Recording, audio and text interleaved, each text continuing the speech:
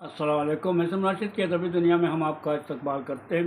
تو دوستو، پیش خدمت ہے ایک مضمون کا عنوان ہے حرف نسبت، اور مضمون نگار ہے جناب دبیر احمد، اور یہ میں نے اخذ کیا ہے کتاب ظفر انگانوی کا ظفر انگانوی بیچ کا برق کے تناظر میں، جس کے مرتب ہے دبیر احمد، اور اس کی 4 قسطیں میں آپ کے لیے پڑھ چکا ہوں۔ یہ اس مضمون کی 5ویں قسط ہے۔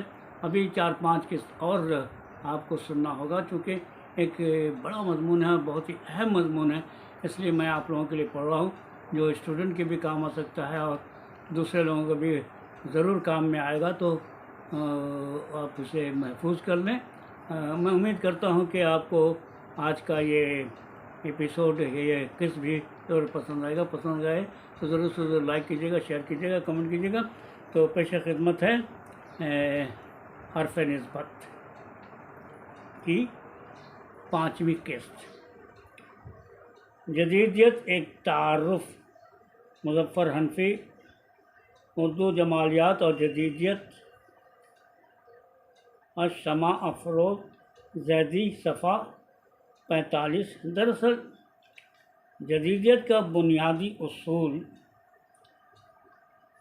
معاف کیجیے گا، مجھے وہاں سے شروع نہیں کرنا چاہیے تھا، یہ میں پڑھ چکا ہوں، تو حاضر خدمت ہے۔ اگر جدیدیت چاہے موجودہ دور کے رد عمل کی ایک صورت ہو یا ترقی پسند کی ضد کی وجہ سے پیدا ہوئی ہو، لیکن یہ حقیقت اپنی جگہ مسلم ہے کہ جدیدیت تحریک نہیں صحیح، ایک رجحان ہی صحیح، لیکن ایک طاقتور رجحان ہے۔ جدید افسانے میں افسانہ نگار علامت، تجربہ اور تمثیل سے مدد دے کر کہانی لکھتا ہے۔ علامتی اور تجریدی رویے کو جدید افسانے کا جزو لا نفق کہا جاتا ہے۔ مشہور نقاد وحید اختر نے جدیدیت کو ترقی پسندی کی توسیع کہا ہے۔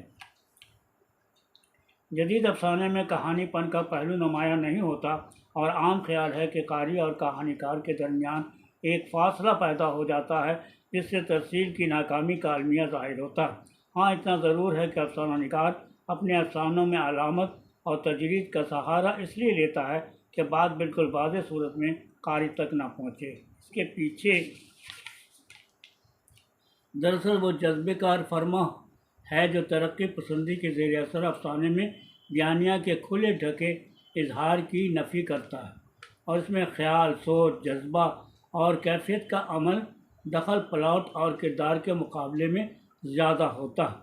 جدید افسانوں میں عصری شعور موجود ہوتا ہے، اور افسانہ نگار سماجی ذمہ داریوں کا احساس بھی رکھتا ہے، اور سیاسی، معاشی، معاشرتی، جنسی اور نفسیاتی پہلوؤں کو نئے پیرائے میں پیش کرنے کی صلاحیت بھی نیز۔ جدید افسانے میں فرد کی داخلی کشمکش، انتشار، کرب اور مشینی ماحول، تنہائی اور بیچارگی کو موضوع بنانے کی کوشش کی جاتی ہے، تاکہ انسان کے داخلی کرب کا اندازہ صحیح طور پر لگایا جا سکے۔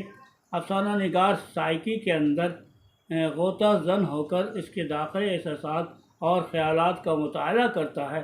جدید افسانے کے سلسلے میں دیویندر اثر کی رائے ہے کہ اس جدید افسانہ میں فطرت پرست نقطہ نظر کے خلاف شخصیت کے پیچیدہ اور پوشیدہ عناصر کو سمجھانے کی کوشش کی جا رہی ہے، جس کے باعث سماجی حقیقت نگاری کو زیادہ اہمیت حاصل نہیں رہی۔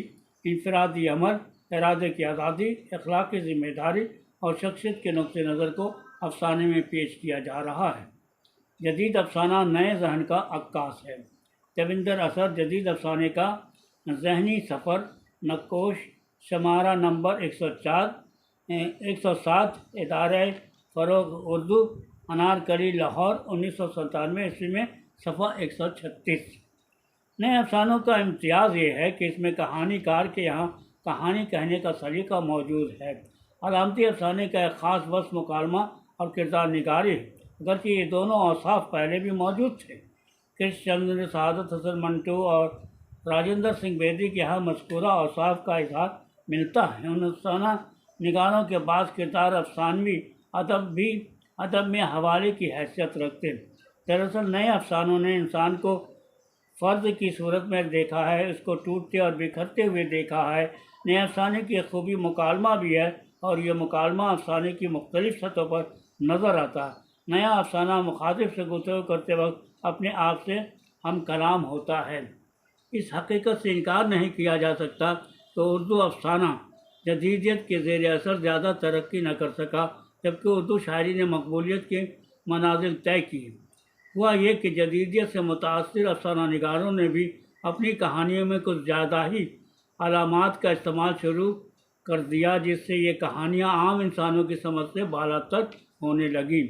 بعض کہانیوں میں سپاٹ پن اور الجھاؤ کا عنصر غالب نظر آتا ہے، تاہم بعض اہم افسانہ نگار ایسے بھی ہیں جنہوں نے علامات کو اپنی کہانیوں میں استعمال ضرور کیا، لیکن ایسی علامتوں سے گریز کیا جو افہام و تفہیم کے دائرے میں نہ آتی ہوں۔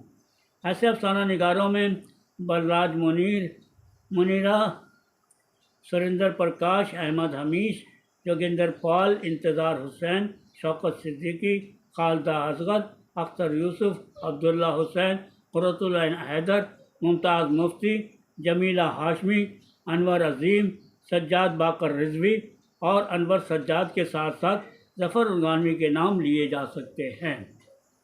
1955 عیسوی کے آس پاس جدیدیت کا رجحان عام ہوا اور ترقی پسند برائے نام رہ گئی، تو اس پیڑھی کے ادیبوں نے جدیدیت کو اپنایا، لیکن ان کا پیرائے اظہار ترقی پسندوں سے مختلف تھا، اور وہ علامت و تجدید کے ذریعے اپنی تخلیق کو عوام کے سامنے پیش کر رہے تھے۔ ادب میں جدید رجحانات سماجی، معاشی اور اقتصادی حالات میں مختلف تغیرات کے نتیجے میں پیدا ہوتے ہیں۔ جب حالات میں تبدیلیاں رونما ہونے لگتی ہیں تو علوم کے نئے نئے راستے جنم لیتے ہیں، زندگی نئے نئے خیالات اور نئی نئی چیزوں سے روشناس ہوتی ہے، اور سوچتے سمجھنے اور غور و فکر کا اندازہ بدلنے لگتا ہے۔ لہذا جب بدلتے ہوئے سماجی، سیاسی اور اقتصادی خیالات نے اردو ادب میں نئے رجحانات کو جنم دیا، تو ادب کا ہر شعبہ اس سے متاثر ہوئے بغیر نہ رہ سکا۔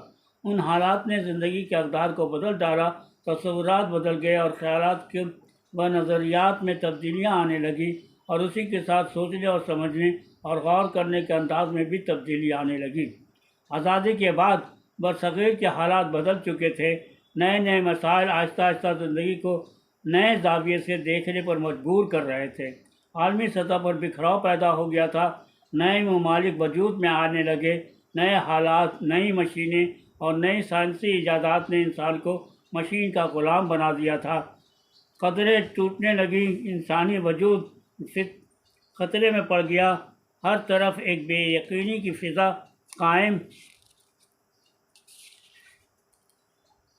قائم ہو گئی، کوئی کسی کا پرسان حال نہیں تھا۔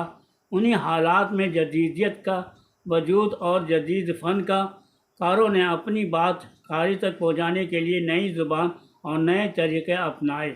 ان طریقوں میں ایک مؤثر طریقہ کار علامت نگاری تھا۔ دراصل علامتیں ایک طرح کے استعارے ہیں جن کے شعوری اور نیم شعوری رشتوں کو ابھار کر افسانہ نگار معنوی تہداری پیدا کرنے کی کوشش کرتا ہے۔ کبھی کبھی افسانہ نگار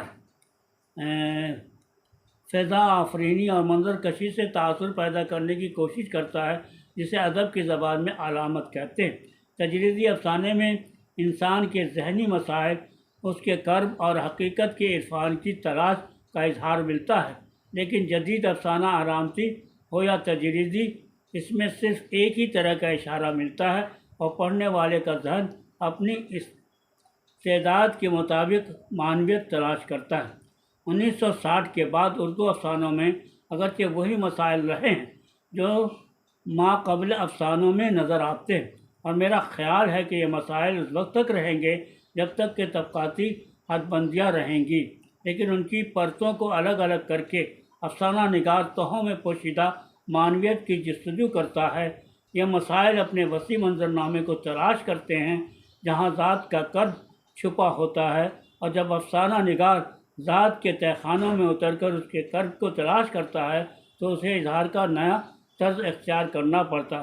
لہٰذا آزادی کے بعد نئی نسل کے افسانہ نگاروں نے علامتی اور تجریدی افسانے کو اپنانے کی کوشش کی ہے۔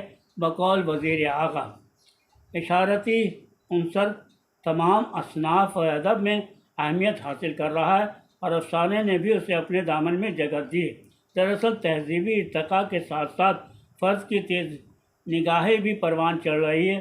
اب وہ پلک جھپکتے میں بات کی گہرائی تک پہنچ جاتا ہے اور اس لیے واشگاف انداز کا کچھ زیادہ دل دادا نہیں رہا۔ اور گوپی چند نارد نے لکھا ہے